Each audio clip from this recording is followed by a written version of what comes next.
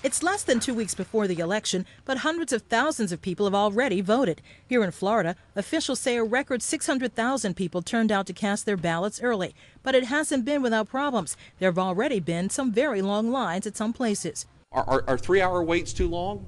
I don't know.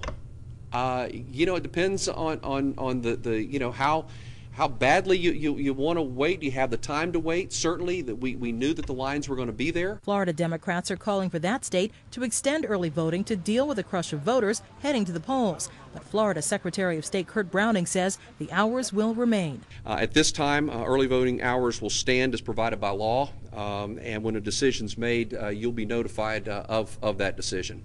Officials have said they're expecting a record turnout Election Day, and that prompted some voters to want to get to the polls early. Very good, enjoyable conversation in the line. They're very good inside. They handled you well, very polite.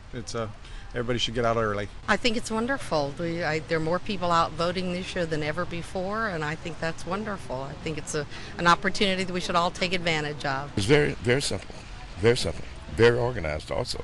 But things weren't running as smoothly in other parts of the country. A Tennessee county reported some voters got ballots for the wrong district. An Atlanta suburb discovered problems with some of its absentee ballots. And in Virginia, officials warned more than 200 absentee ballots from military members could go uncounted because of a technicality. Nearly 1 million early voters have already cast their ballot in Georgia alone, and hundreds of thousands of others have voted in other southern states.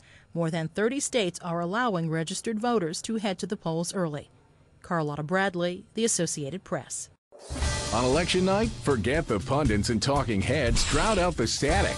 Count the vote right here as it happens live as voters from around the nation weigh in. Check back right here, November 4th.